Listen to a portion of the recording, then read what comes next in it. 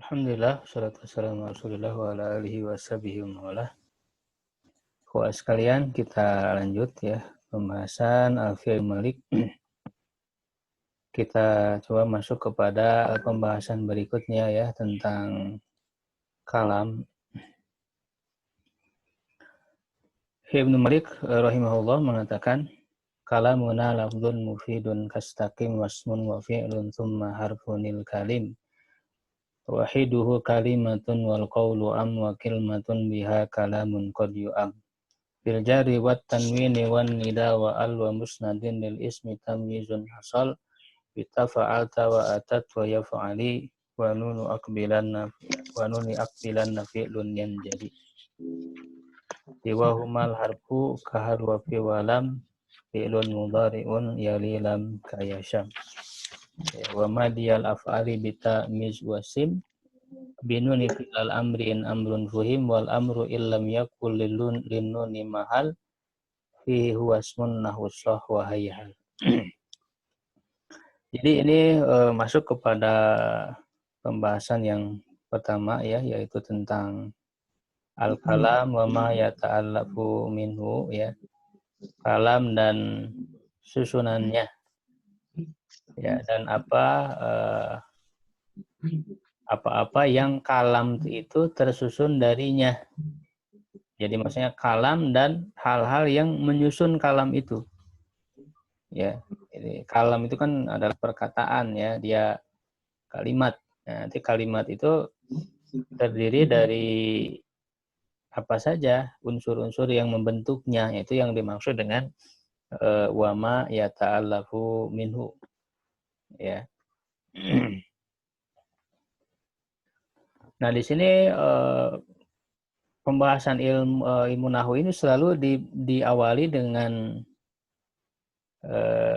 kalam ya, karena memang dia merupakan objek pembahasan ya, sebagaimana yang sebelumnya dibahas bahwa ilmu nahwu ini objek atau maudu ya, objek kajiannya adalah kalam ya, perkataan. Ketika kata-kata itu sudah tersusun menjadi satu kalimat, yang berbeda dengan ilmu tasrif ya, yang hanya membahas dari segi kata ya, perkata, dan juga ilmu mufradat ya, hanya melihat kata ya. Kalau tasrif dari segi pembentukan pola-polanya, sedangkan ilmu mufradat atau ilmu lughah ya itu melihat dari segi maknanya. Kalamuna, beliau mengatakan perkataan kita. Nah, kita di sini maksudnya adalah para ahli ilmu nahwu. Ya, para ahli ilmu nahwu. Beliau mendefinisikan dengan simpel, dengan singkat ya, mengatakan lafdzun mufidun. Kalam menurut para ahli ilmu nahwu adalah lafdzun mufidun kastaqim. Ya, lafaz yang memberi faedah seperti istaqim. Ya.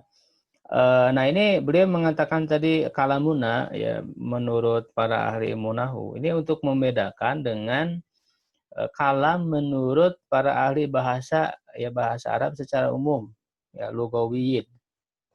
Nah, kalau menurut lugawiyin, para ahli ilmu bahasa ya secara umum ya, kalam itu adalah setiap perkataan baik memberi faedah ataupun tidak. Ya. Jadi kalau dalam ilmu nahwu ya harus memberi faedah ya kalam tersebut. Ya, kalau tidak memberi faedah ya tidak bisa disebut kalam. Tetapi kalau menurut para ahli bahasa yang lain secara umum itu baik memberi faedah ataupun tidak. Ya, baik ini menurut lugawin ya, baik itu mencerminkan suatu kejadian hadas ya, atau qaul lafad ya yang digunakan ya, yang memberi petunjuk dari dirinya sendiri ya, seperti tulisan dan isyarat. Ya. Isyarat, bahasa isyarat pun disebut kalam menurut para ahli bahasa. Ya, perkataan dalam hati, hadisun nafsi, ya itu juga disebut kalam oleh mereka, atau suatu kondisi yang memberikan pemahaman. Ya, halus syai'i mufhimah. Ya, jadi suatu kondisi yang memberikan pemahaman, halus syai'i al mufhimah, atau ya halus syai'i mufhimah. Nah, sedangkan menurut para ahli ilmu nahwu ya kalam itu lafadz yang memberi faidah ya seperti istaqim. Ya. Nah, beliau di sini ringkas karena memang di antara tujuan definisi itu adalah ringkas ya. Beliau hanya dengan dua kata labdun mufidun. Ya. Sementara kalau kita lihat di definisi lain ya, misalnya di dalam ajrumiyah itu kan didefinisikan labdun murakkabun mufidun bil wada'i kan gitu ya. Ada 4 unsur di situ ya, lafadz yang murakkab ya, yang murakkab artinya bukan terdiri dari satu kata. Kalau satu kata tidak disebut kalam. Jadi murakkab dari susunan dari beberapa kata ya yang mufidun yang memberi faidah bil wad'i ya dengan peletakan bahasa Arab ya menurut bahasa Arab. Ya, nah sedangkan Ibnu Malik di sini meringkas hanya labdun mufidun saja. Nah, adapun tadi makna murakkabnya lalu kemudian makna bil wad'inya ya itu sudah terwakili oleh contoh yang beliau sampaikan. Kastaqim seperti kata istaqim, istiqomalah kamu. Ya karena kata istaqim ini adalah terdiri dari murakkab. Walaupun dia terlihat satu kata, ya tapi ada dua kata ya dengan fa'il ya domir yang mustatir yang tersembunyi di dalamnya yaitu anta. Gitu ya, ini sudah murakkab. Ya, juga ini adalah perkataan bahasa Arab bil wad'il arabi itu ya. Sudah tercakup di dalam contoh di mana disepakati oleh para ulama bahwa di antara cara membuat definisi adalah dengan memberikan contoh. Ya. Nah, di sini beliau memberikan contoh istaqim, istiqomah lah sebagaimana yang saya sebutkan di mukadimah. Contoh beliau mengandung pengajaran. Ini sangat tepat sekali agar pembelajar ya ilmu nahwu ya dan tasrif melalui buku atau melalui Nazom Alfiyah ini diingatkan agar kita beristiqomah di dalam mempelajari ilmu alat ini yang sangat penting untuk bisa memahami syariat, yang memahami Al-Quran dan hadis. Sehingga beliau menyampaikan istaqim, istiqomahlah kamu. Begitu ya. Nah, di antaranya Ibnu Aqil di dalam syarahnya ya beliau mendefinisikan ini syarah beliau ya Ibnu Aqil al-kalamul mustalah alaihi inda nuhat ibaraan ya, kalam menurut istilah ya menurut para ahli ilmu nahwu adalah satu ungkapan dari al-lafdzul mufid faidatan, lafaz yang memberi faidah yang baik untuk diam darinya. Ya sunu sukutu alaiha. Ya artinya ketika kalam itu diucapkan itu sudah dipahami orang sehingga tidak menimbulkan pertanyaan sehingga dia layak untuk diam darinya. Ya, falafdu maka lafal itu jinsun yasmalul kalam. Ya, adalah jenis yang mencakup al-kalam wal kalimah wal kalim dan juga kalim. Dan nanti kita akan pelajari 3 istilah ini yang disebutkan oleh Ibnu Malik. Wa yasmalul muhmal dan juga mencakup yang tidak digunakan muhmal. Jadi kalau lafaz itu mencakup yang digunakan ataupun tidak. Daiz tidak ada artinya dalam bahasa Arab. Jadi muhmal ya, tidak digunakan. Wal musta'mal, nah ada juga mencakup juga yang digunakan dalam bahasa Arab ka amr seperti amr. Ya. Wa mufid, nah ditambah dengan kata mufid itu mengeluarkan akhrajal muhmal yang tidak digunakan. Karena kalau yang tidak digunakan ya tidak mufid, tidak memberi faidah. Wa faidah ya sunu sukut alaiha ya, layak untuk diam darinya. Akhrajal kalimah mengeluarkan kalimah wa ba'dal kalim dan sebagian kalim wal muradu bi ba'dil kalim. Yang dimaksud dengan sebagian al-kalim ma tarokkaba min salasi kalimatin fa'tar. Yang terdiri dari 3 kata atau lebih, walam yahsunu sukutu alaihi, dan tidak layak untuk diam darinya, nahu contoh in koma zaidun. Ya, jadi yahsunu sukutu alaihi ini adalah sebetulnya memberi faidah, ya, atau dengan kata lain ya, yang misalnya yang saya tuliskan dalam buku saya, metode teori kunci, definisi dari kalam itu adalah at-tarkibul ladzi yufidu faidatan amatan. Ini sebagaimana juga saya mengutip dari Al-Muyassar ya, Ustaz Hasyim Zakaria, yaitu tarkib susunan kata yang memberi faedah yang sempurna. Jadi faedahnya sempurna. Jadi dengan kata lain, ya sunu sukut alih faedah yang sempurna. Nah, sedangkan kalimat atau kata itu kan hanya satu kata, itu belum memberikan faedah sempurna. Ya, gitu. Belum dipahami dengan jelas. Begitu juga kalim. Nah, nanti apa makna kalim? Nanti kita akan bahas. Kalim itu yang terdiri dari 3 kata. Baik kata itu memberi faedah sempurna ataupun tidak. Seperti in koma zaidun, jika Zaid berdiri. Ini kan tidak sempurna, memerlukan jawab syaratnya. Jika Zaid berdiri bagaimana? Itu masih menimbulkan pertanyaan. Nah, berarti tidak ya sunu sukut alaiha kalau begitu. Ya, itu kalim. Jadi itu ya pengertian dari kalam ya. Nah, apa namanya, lafad itu ya.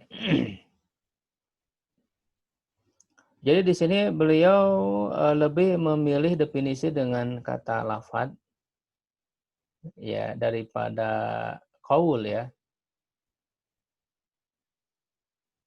Jadi ada yang menyanggah gitu ya. Kenapa tidak dengan qaulun ya, seperti yang dilakukan oleh Ibnu Hisham misalnya dalam karya beliau ya, Qatrun Nada ya, dan yang lainnya. Menggunakan qaulun mufidun gitu ya. Sedangkan di sini menggunakan lafdun. Sebagian mereka mengkritik bahwa lafad adalah jenis jauh. Bermana lafad yang digunakan ataupun tidak, sedangkan qaul adalah jenis dekat ya, lafad yang digunakan. Seperti tadi, makna lafad itu baik mencakup yang digunakan ataupun yang tidak, mustakmal atau muhmal. Ya, sedangkan membuat definisi itu harus dengan jins qarib. Nah, hal ini dijawab bahwa kata qaul justru maknanya lebih umum, ia bisa tertuju kepada berbagai makna mustarok. Ya, sebagaimana nanti di dalam Alfiyah beliau mengatakan wal qaulu am. Tapi dan qaul itu lebih umum. Ya, bukan berarti tidak boleh menggunakan istilah qaul ya dalam definisi kalam ini. Hanya ini yang dipilih dalam alfiyahnya ya. Sedangkan kalau dalam kitab aslinya ya yang sebelum diringkas menjadi alfiyah yaitu Al-Kafiyah Syafiyah karya Ibnu Malik, justru beliau di situ menyebutkan dengan kata qaul. Jadi tidak masalah. Nah, apa makna lafad? Lafad itu sautun yakhruju minal fam mustamilun ala ba'dil hurufil hijaiyah. Lafad itu adalah suara yang keluar dari mulut yang mencakup sebagian huruf-huruf hijaiyah. Itu yang dimaksud dengan lafdun menurut bahasa Arab. Jadi kalau dalam menurut para ahli ilmu nahwu yang disebut kalam itu hanya yang keluar dari mulut, lisan, secara lisan. Sedangkan tulisan, isyarat itu tidak disebut kalam. Ya, yang keluar dari mulut ini untuk membedakan dengan suara yang keluar dari selain mulut seperti angin dan sebagainya ya. Gitu, yang mencakup sebagian huruf hijaiyah ya, artinya dalam bahasa Arab. Ya.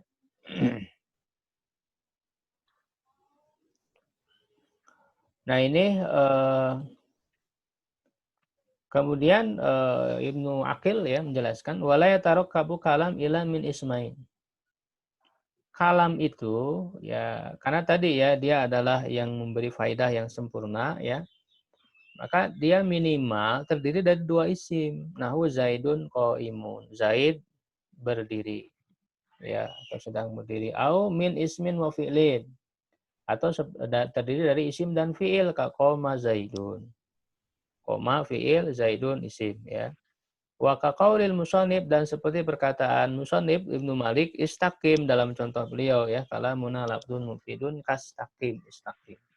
Itu terdiri dari, jadi walaupun terlihat satu kata, itu ada dua kata. Istaqim itu fa'innahu kalamun murakkabun min fi'li amrin wa fa'ilin mustatir.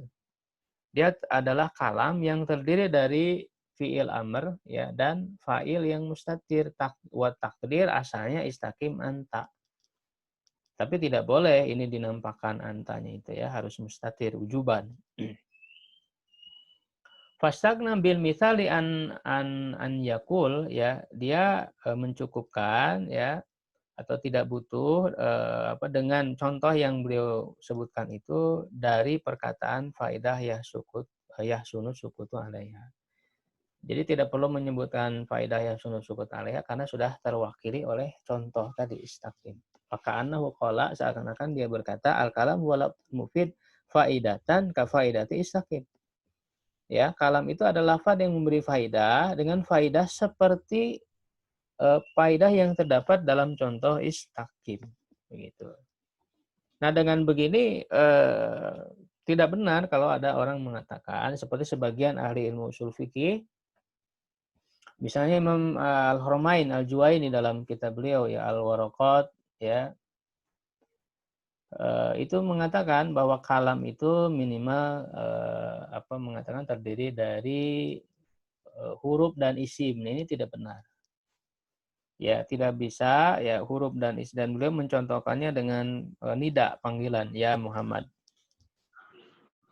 Ya Muhammad itu tidak bisa dikatakan kalam minimal terdiri dari huruf dan isim, itu nggak bisa. Karena kalaupun ya Muhammad itu adalah kalimat sempurna, sebetulnya itu bukan terdiri dari huruf dan isim, tetapi ya di situ kan takdirnya asalnya adalah unadi, takdirnya adalah fiil. Saya memanggil Muhammad. Jadi huruf nida itu maknanya unadi. Saya memanggil Muhammad gitu ya Muhammad. Jadi minimal terdiri dari fiil dan isim atau isim dan isim. Itu minimal kalam ya.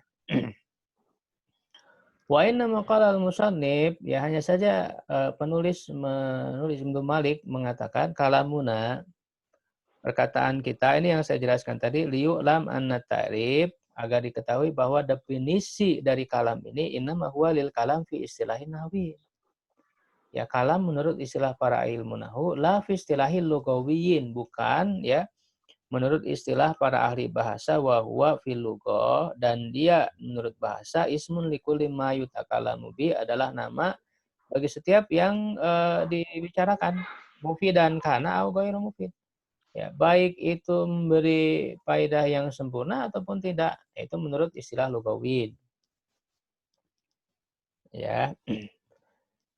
Kalamuna lafdun mufidun kastaqim wasmun wa fi'lun tsumma harfunil kalim.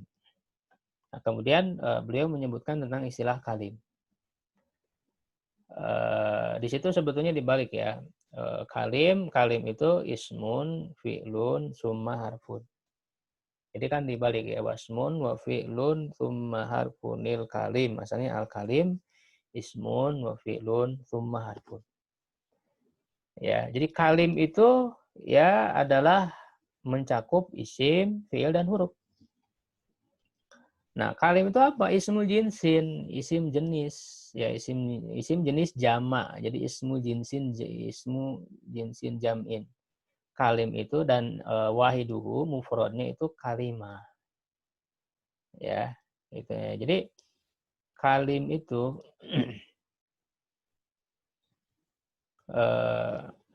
isim jenis jama' ya. Maknanya yang terdiri dari 3 kata atau lebih. Bentuk mufradnya kalimah. Nah, sebagaimana diketahui bahwa perbedaan antara isim jenis jama' dengan mufradnya itu terdapat dalam 2 bentuk. Ya, pertama dengan menambahkan huruf ta'nis marbutah. Ya, sebagaimana dalam al-kalim ini. Jadi al-kalim jamaknya isim jenis jama' ya. Ya.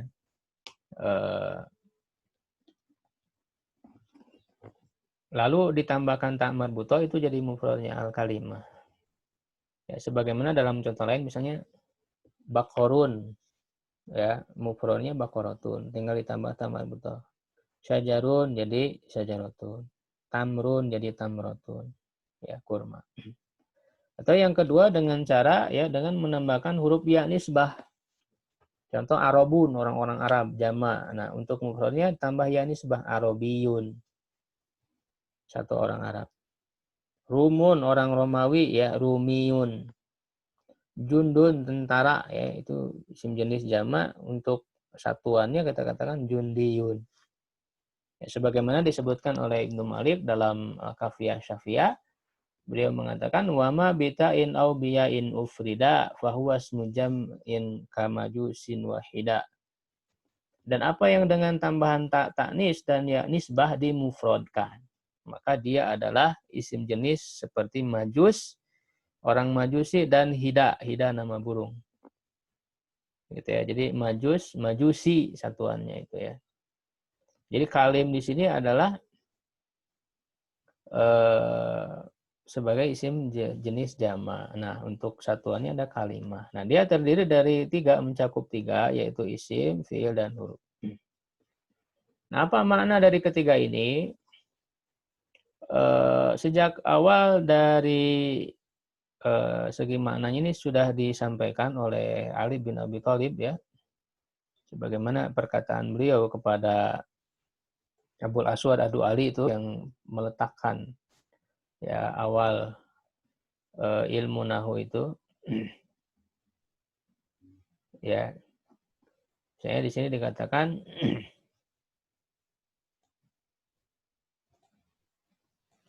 Ali bin Abi Thalib mengatakan ya menulis al-kalamu kulluhu ismun wa fi'lun wa harfun.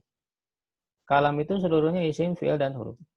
Fal ismu ma'an ba'an musamma. Ya, isim itu adalah yang memberitahukan tentang yang dinamai. Wal fi'lu ma'an ba'an harakatil musamma. Ya, fi'il itu yang memberitahukan tentang pergerakan aktivitas yang dinamai tersebut. Wal harfu ma'an ba'an ma'nan laisa bi ismin wala fi'lin. Sedangkan huruf itu yang memberitahukan tentang makna yang bukan isim dan juga bukan fi'il. Sebagaimana yang ditulis oleh Imam Az-Zahabi ya dalam Syiar A'lam An-Nubala dan juga Tarikh Islam. Nah, lalu itu sejak awal sudah diketahui ya. Tapi untuk mengetahui apa sih perbedaan secara detail antara isim, fi'il, dan huruf ini, nah ini diketahui baru dikemukakan secara lebih jelas ya. Yang saya ketahui itu pertama kali oleh Ibnu Hajib tadi ya, yang sebelum Ibnu Malik itu. Ibnu Hajib tahun 570 sampai 646 Hijriah dalam kitabnya Al-Kafiyah, Kafiyah Syafiyah. Kafiyah itu berisi ilmu nahu, Syafiyah berisi ilmu tasrif ya, dan juga ada imla'nya di situ ya. Nah, jadi beliau yang pertama kali mengemukakan tentang perbedaan. Kata beliau kalimah adalah lafaz yang diletakkan untuk makna mufrad ya, dan dia adalah isim, fi'il, dan huruf karena ia ada yang menunjukkan kepada makna pada dirinya sendiri dan ada yang tidak ya. Yang kedua yang tidak adalah huruf. Adapun yang pertama pada dirinya sendiri ada yang bisa disertai dengan salah satu dari tiga waktu dan ada yang tidak. Nah, ini kemudian diikuti oleh apa namanya oleh Ibnu Aqil ya di dalam syarahnya ini.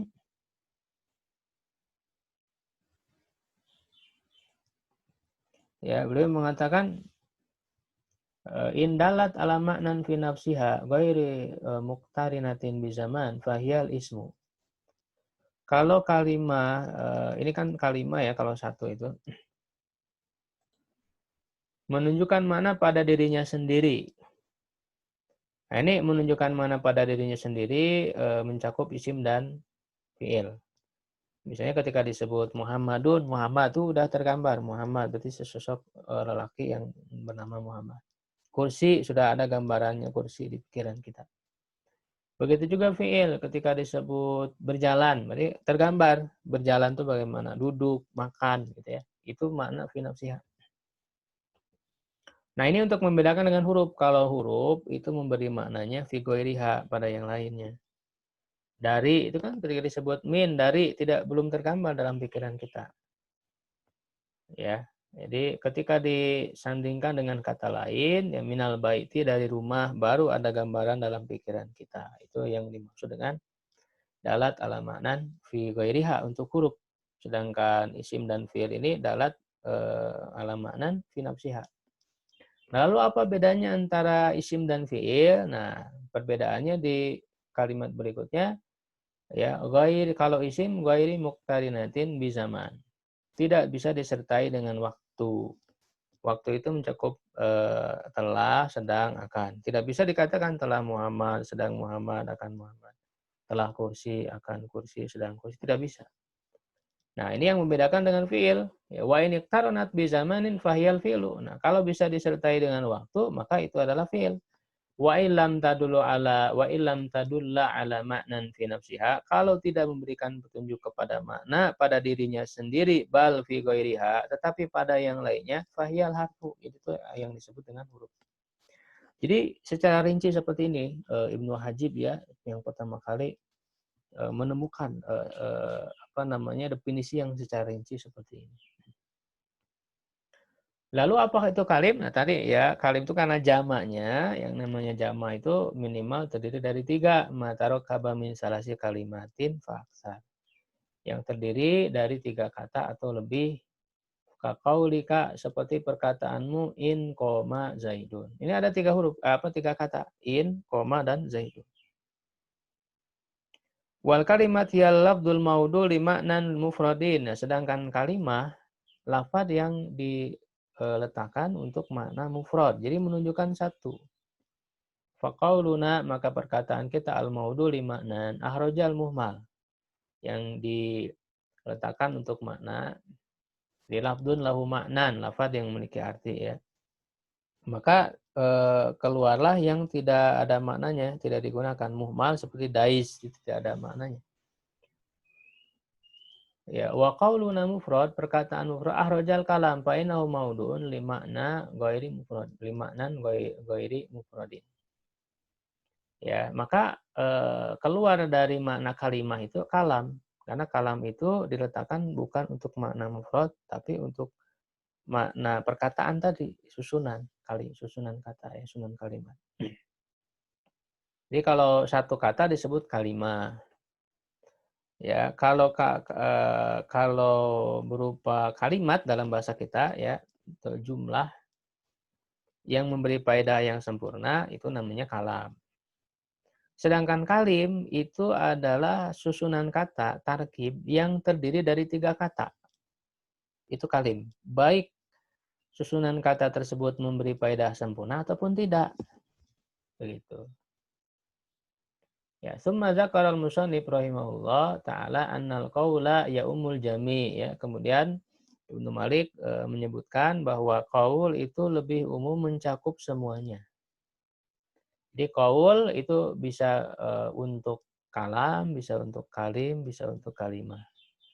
Wal murad annahu yaqau 'alal kalam annahu qaul ya.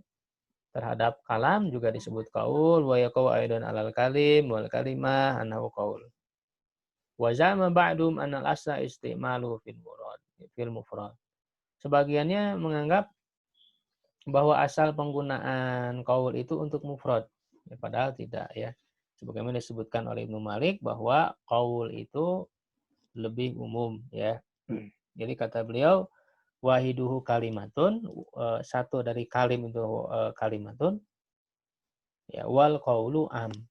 Ya, sedangkan qaul umum mencakup semuanya, ketiga-tiganya. Wakil matun biha kalamun qad yu'am. Wakil matun ya, kemudian summa dzakara musarrif anna kalimah qad yuqsadu bihal kalam. Ya, penulis menyebutkan bahwa kalimah itu kadang-kadang dimaksudkan kalam. Qad yu'am, yu'am itu maknanya yuqsadu. Yu'am itu yuqsadu dimaksudkan. Jadi disebut kalimah maksudnya kalam seperti kaqaulihim ya fi la ilaha illallah kalimatul ikhlas.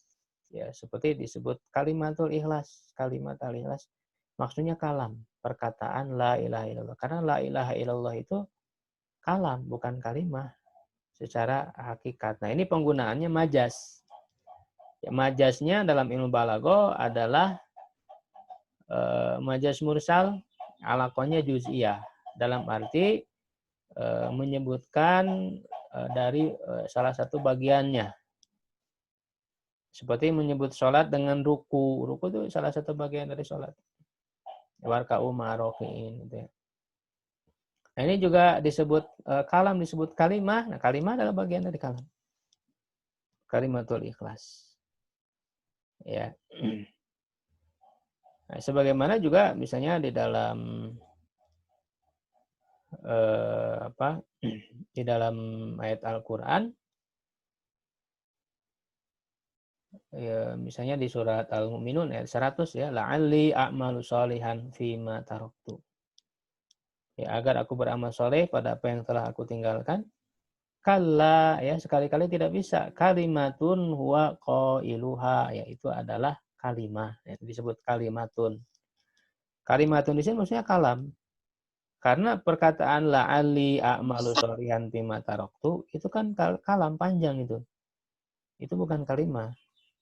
Ya, jadi disebutkan kalimah yang dimaksud adalah kalam. Ya, wa min waraihim barzakhun ila yaumi yub'atsun. Ya. Waqad yastamilu kalam wal kalim. Kemudian tadi kata kilmah ini disebut kilmatun. Karena untuk pengucapan kata kalimatun ya itu ada 3 bahasa, ada 3 penyebutan. Pengucapan kalimah itu bisa kalimatun, bisa kilmatun, dan bisa juga kalmatun. Ya. Lalu pada kata wal qaulu kata am di situ bisa dia itu dianggap sebagai sim yang asalnya a'ammu, sim tabdil, lebih umum, bisa juga dianggap sebagai fi'il madi mudha'af dari amma ya ummu, am, wal qaulu am. Gitu ya, kalau asalnya isim tabdil berarti hamzahnya dihilangkan. Ya, nah kemudian kata beliau kadang-kadang kalam dan kalim terkumpul dalam satu contoh ya, dan kadang juga terpisah. Pemisalu ijtima'ihima ya, contoh dari berkumpul antara kalam dan kalim. Artinya satu contoh ini disebut kalam, disebut juga kalim. Misalnya qad qoma Zaidun. Sungguh Zaid telah berdiri. Fa innahu kalam. Nah, ini disebut kalam fi ifadatihi maknan yasunu sukutu alai. Karena dia memberi faedah yang layak untuk diam, artinya faedah yang sempurna. Sungguh Zaid telah berdiri, titik, sudah bisa sempurna. Dia disebut kalam. Bisa juga disebut kalim. Wa kalim li'annahu murakkab min salasi kalimat. Karena terdiri dari 3 kata. Qad, koma, dan zaidun. Jadi, contoh qad, koma, zaidun itu bisa disebut kalam, bisa juga disebut kalim. Wa misalu infiradil kalim. Nah, contoh yang hanya kalim saja tidak disebut kalam. In, koma, zaidun. Jika Zaid berdiri. Ini disebut kalim karena terdiri dari 3 kata. In, koma, dan zaidun. Tapi tidak bisa disebut kalam. Kenapa? Ya, karena ini tidak memberi faedah yang sempurna. Ini masih membutuhkan jawab syarat. In koma zaidun masih titik-titik di sini belum sempurna, masih menimbulkan pertanyaan sehingga tidak bisa disebut kalam. Wa misalu infiradil kalam, dan contoh dari menyendirinya kalam, ya artinya dia hanya disebut kalam saja, tidak disebut kalim. Zaidun qaimun. Zaid berdiri. Ya kan? Ini sudah sempurna. Zaidun mubtada, qaimun khobar. Ini sudah jumlah mufidah, sudah kalimat sempurna, sudah jumlah. Jumlah itu sudah pasti mufidah. Tapi tidak disebut kalim. Kenapa? Karena cuma terdiri dari 2 kata. Tidak terdiri dari 3 kata, ya. Nah, jadi itu penjelasan tentang al-kalam, ya, kalimah dan kalim. Ya, ikhwah sekalian, para penyimak kajian Alfiah ini. Sebelum ditutup, barangkali kalau mau ada yang ditanyakan, boleh ya, silakan. Berkenaan dengan pembahasan yang kita bahas. Barangkali ada, boleh ya. Kalau tidak ada, tidak apa-apa.